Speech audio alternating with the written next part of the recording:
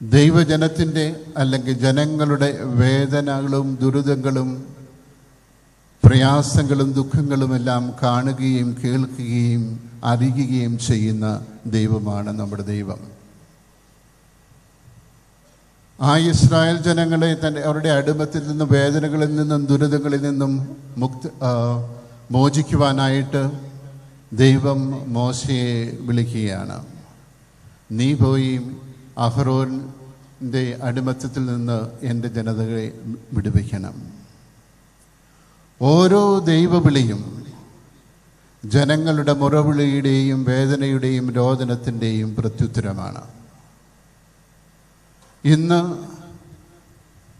Deacon Tom ഇവിടെ പുരോഹിതനായി അഭിഷേകം ചെയ്യപ്പെടുന്നത് അദ്ദേഹത്തിന് വേണ്ടിയല്ല, ജനങ്ങൾക്ക് വേണ്ടിയാണ്. ജനങ്ങളെ ശുശ്രൂഷിക്കുവാനാണ്.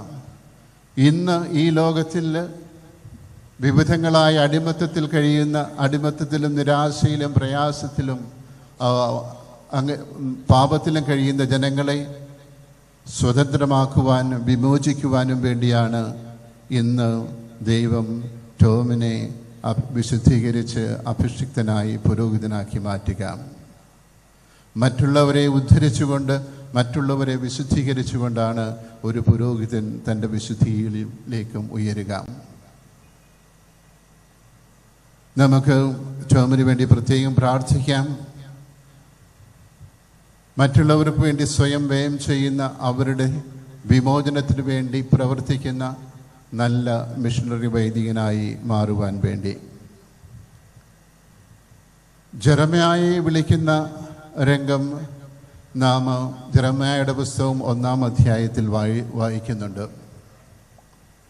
ജെറമ്യായോട് കർത്താവ് പറയുന്നു, നിന്റെ മാതാവിൻ്റെ ഉദരത്തിൽ നീ രൂപം കൊള്ളുന്നതിന് മുമ്പേ നിന്നെ ഞാൻ വിളിച്ചു. നീ ജനിക്കുന്നതിന് മുമ്പേ നിന്നെ ഞാൻ വിശുദ്ധീകരിച്ചു. നിന്നെ പ്രവാചകനായി ഞാൻ നിയോഗിച്ചു. ടോം തൻ്റെ ദൈവവിളിയെപ്പറ്റി ചിന്തിക്കുന്നതിന് മുമ്പേ ദൈവം തൻ്റെ പദ്ധതിയിൽ ടോമിനെ പറ്റി ചിന്തിച്ചു. ഇത് ദൈവത്തിൻ്റെ പദ്ധതിയാണ്, ദൈവത്തിൻ്റെ മിഷനാണ്. അതുകൊണ്ടാണ് ദൈവം പറയുക, നിന്റെ മാതാവിൻ്റെ ഉദരത്തിൽ നീ ഉരുവാകുന്നതിന് മുമ്പേ ഞാൻ നിന്നെ അറിഞ്ഞു, വിശുദ്ധീകരിച്ചു, വിളിച്ചു, നിയോഗിച്ചു. ജെറമ്യാ പ്രവാചകൻ പറയുന്നുണ്ട്, ഞാൻ ബാലനാണ്, എനിക്ക് സംസാരിക്കാൻ സാധിക്കത്തില്ല. അപ്പോൾ ദൈവമായ കർത്താവ് പറയുന്നുണ്ട്, ബാലനാണ് എന്ന് നീ പറയരുത്, മറ്റ് എക്സ്ക്യൂസസ് ഒന്നും പറയരുത്, നീ പോകുക, ഗോ. ഞാൻ പറയുന്നത് സംസാരിക്കുക. MST സമൂഹത്തിലും ലോകത്തിൻ്റെ നാനാഭാഗങ്ങളിൽ സുവിശേഷം പ്രസംഗിക്കുവാനായിട്ടാണ് ഇന്ന് Tom അഭിഷിക്തനാകുന്നത്. Go into the whole world and preach the good news of Jesus. ലോകത്തിൻ്റെ നാനാഭാഗങ്ങളിൽ സുവിശേഷം പ്രസംഗിക്കുവാനായിട്ട് വിളിക്കപ്പെട്ട് ഇന്ന് പുരോഹിതനായി അഭിഷിക്തനാകുകയാണ് ടോം. അതിന് യാതൊരു എക്സ്ക്യൂസുമില്ല. ഓഫീസിൽ ഇരിക്കുവാനോ, പ്രിൻസിപ്പൽ കസേരയിൽ ഇരിക്കുവാനോ, പ്രെസ്ബിറ്ററിയിൽ താമസിക്കുവാനുമായിട്ടുമല്ല. ഗോ. ജനങ്ങളുടെ അടുക്കിലേക്ക് പോകുവാനായിട്ടാണ് ടോമിനെ വിളിച്ചിരിക്കുന്നത്. ജനങ്ങളുടെ ഇടയിലേക്ക് ചെന്ന് അവരുടെ വേദനകൾ, അവരുടെ ദുഃഖങ്ങൾ, അവരുടെ ദുരിതങ്ങൾ അറിഞ്ഞ് അവരെ വിമോചിപ്പിക്കണം. അതാണ് ദൈവം ഇന്ന് ടോമിന് നൽകുന്ന കൽപ്പനയും ദൗത്യവും. മറ്റുള്ളവരെ ഉദ്ധരിക്കുവാനായിട്ട്, അവരെ തങ്ങളിലേക്ക് അടുപ്പിക്കുവാനായിട്ട്. യോഹന്നാന്റെ സുവിശേഷം 10-ാം അധ്യായത്തിൽ നാം ഇന്ന് വായിച്ചു കേട്ടു. യേശു പറയുന്നു, ഞാൻ നല്ല ഈടേനാണ്, ആടുകൾ എൻ്റെ സ്വരം ശ്രവിക്കും, അവർ എന്നെ അനുഗമിക്കുമെന്ന്. നല്ല ഇടയനാകുവാനായിട്ടാണ് ഇന്ന് ടോമിനെ അഭിഷേകം ചെയ്യുക. ജനങ്ങൾ ടോമിൻ്റെ സ്വരം അറിയണമെങ്കിൽ, ടോമിനെ അറിയണമെങ്കിൽ ഞായറാഴ്ച ദിവസം മാത്രം അവർ പള്ളിയിൽ കണ്ടതുകൊണ്ടാകില്ല, വല്ലപ്പോഴും അച്ഛനെ കണ്ടതുകൊണ്ടാകില്ല.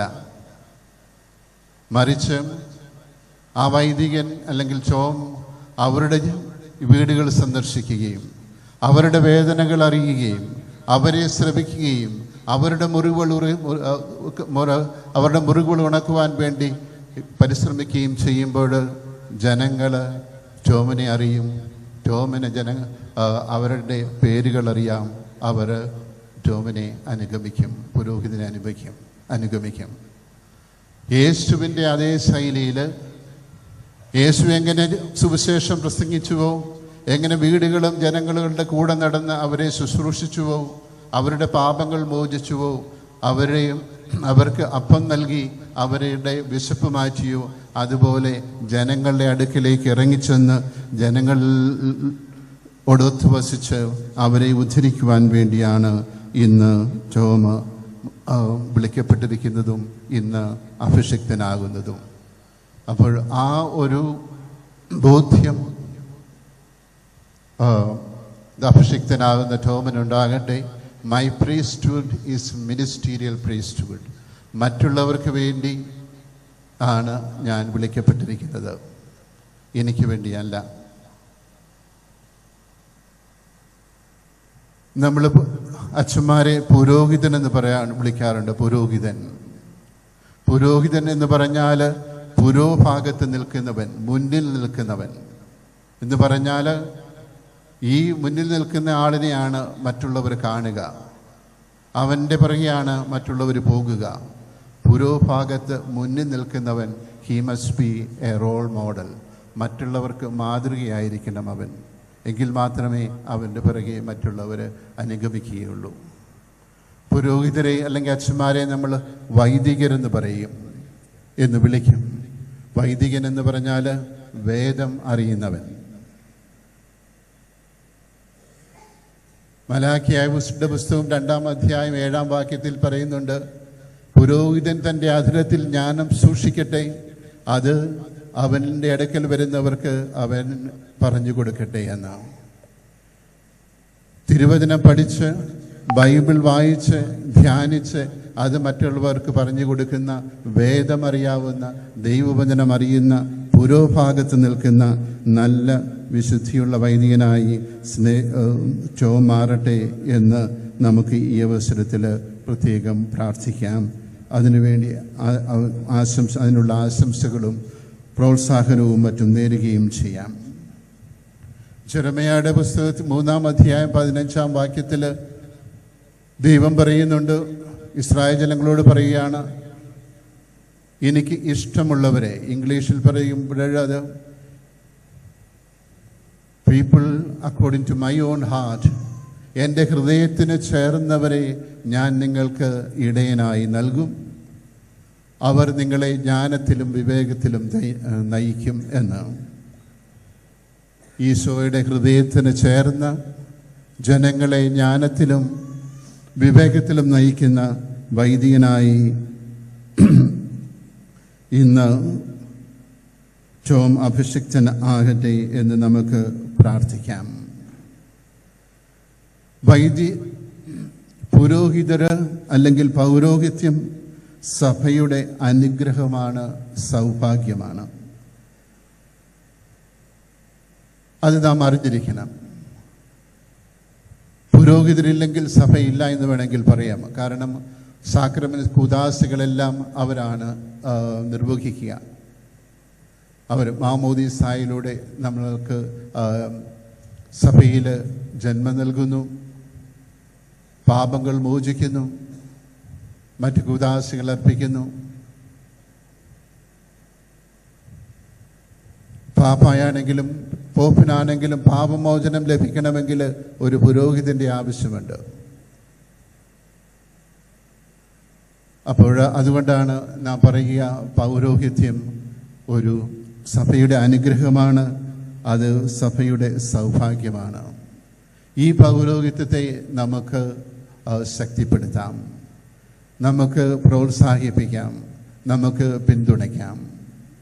പുറപ്പാടിൻ്റെ പുസ്തകം 17-ാം അധ്യായത്തിൽ മോശ മലമുകളിൽ നിന്ന് കൈകൾ വിരിച്ച് പ്രാർത്ഥിക്കുന്നുണ്ട്. അമലേക്യക്കാരും ഇസ്രായേൽക്കാരും തമ്മിലുള്ള യുദ്ധത്തിൻ്റെ സമയമാണ്. അമലേക്യക്കാരെ ഇസ്രായേലെ ആക്രമിച്ചു. അപ്പോൾ യുദ്ധം വിജയിക്കുവാൻ വേണ്ടിയിട്ട് മോശയും അഹ്റോനും ഹൂറും മലയുടെ മുകളിലേക്ക് പോവുകയാണ്. കൈകൾ ഉയർത്തി മോശ പ്രാർത്ഥിച്ചപ്പോഴെല്ലാം, കൈകൾ വിരിച്ചു പിടിത്തി പ്രാർത്ഥിച്ചപ്പോൾ എല്ലാം ഇസ്രായേൽ ജനം വിജയിച്ചുകൊണ്ടിരുന്നു. കൈ കഴിച്ച് അല്ലെങ്കിൽ കൈ തളർന്നപ്പോൾ താഴേക്ക് വന്നപ്പോഴെല്ലാം അമലേക്യക്കാർ വിജയിച്ചു. അപ്പോൾ അഹ്റോനും ഹൂറും അവിടെ ഉണ്ടായിരുന്ന ഒരു കല്ല് കൊണ്ടുവന്ന് മലയിൽ വെച്ചു. അതിൽ മോശയെ ഇരുത്തി 2 കൈകളിലും ഇരുവശത്തും അവർ പിടിച്ചു. പുരോഹിതന്മാരെ നമ്മൾ അവരുടെ കൈകൾ താഴാതിരിക്കുവാൻ നമ്മൾ അവരോടൊപ്പം ഉണ്ടായിരിക്കണം. അവരെ പ്രോത്സാഹിപ്പിക്കണം, അവർക്ക് വേണ്ടി പ്രാർത്ഥിക്കണം, അവർക്ക് എപ്പോഴും അവരെ പിന്തുണയ്ക്കണം, സപ്പോർട്ടുണ്ടായിരിക്കണം. കാരണം അവരിലൂടെയാണ് സഭ വളരുക. നിങ്ങളുടെ ഈ ഇടവക